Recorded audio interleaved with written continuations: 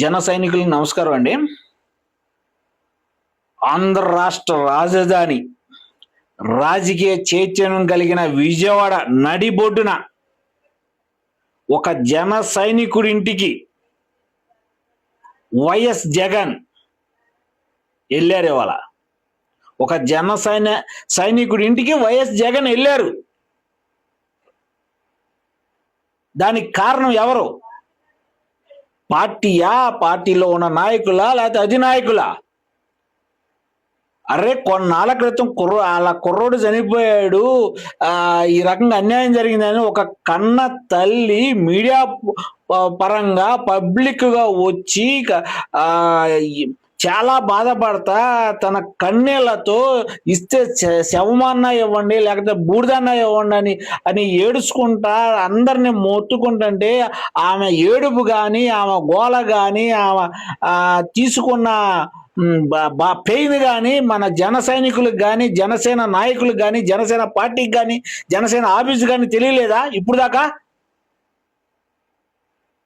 ఏం జరుగుతుంది? ఎక్కడో పక్కన అపోజిషన్ లో ఉన్న పార్టీ అధినేత వచ్చి మన జన సైనికుల ఫ్యామిలీని పరామర్శిస్తుంటే మన జనసేన నాయకులు ఏమయ్యారు? మన పవన్ కళ్యాణ్ గారు ఏమయ్యారు? అరే కులం అన్నావే, కులమే నా పార్టీ బలం, నా కులాన్ని ఇంప్రూవ్ చేసుకుంటాను, నా కులంలో నేను సీఎం అవుతానని కళ్ళబొల్లి కబుర్లు చెప్పారే మనోళ్ళంతా.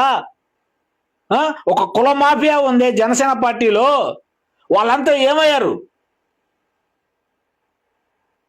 కుల మాఫియా ఉంది, వాళ్ళంతా ఏమయ్యారు ఇప్పుడు? ఆ తల్లి బాధ మీకు తెలియట్లేదా? అరే ఎక్కడో తెలంగాణలో ఒక బాబు బాగా పోతే ఆ బాబును పరామర్శించడానికి వెళ్ళిన మన పవన్ కళ్యాణ్ గారు ఇక్కడ ఒక తల్లి బాధ తెలియలేదా? కుర్రోడు చనిపోయాడని తెలియలేదా? వాళ్ళ కుటుంబాన్ని పరామర్శించాలని తెలియలేదా? వాళ్ళ మన జనసేన ఫ్యామిలీయే కదా, జనసేనలో సభ్యత్వం ఉంది కదా, జనసేన తరపున ఎప్పటి నుంచో పనిచేస్తున్న ఫ్యామిలీ కదా వాళ్ళు పరామర్శించాల్సిన బాధ్యత లేదా? సరే న్యాయం చట్ట ప్రకారం జరుగుద్ది, చట్ట ప్రకారం వెళ్ళాల్సిందే. కనీసం పార్టీ పరంగా అరే మేము ఉన్నాం, మేము న్యాయం చేస్తామని భరోసా ఇచ్చే పరిస్థితి మన నాయకుల్లో లేరా? లేకపోతే మన పార్టీ లేదా? ఏం జరుగుతుంది? కళ్యాణ్ గారు, నేను క్లియర్గా చెప్తున్నాను, మన పార్టీలో ఈ రకంగా వెళ్తే చివరికి కార్యకర్తలు చెప్పుకుంటారు, కార్యకర్తలు మిగలరు మన పార్టీలో. ఈ రకంగా వెళ్తే పార్టీలో పనిచేసే వ్యక్తులకు న్యాయం చేయలేని పార్టీ ఎలాగండి?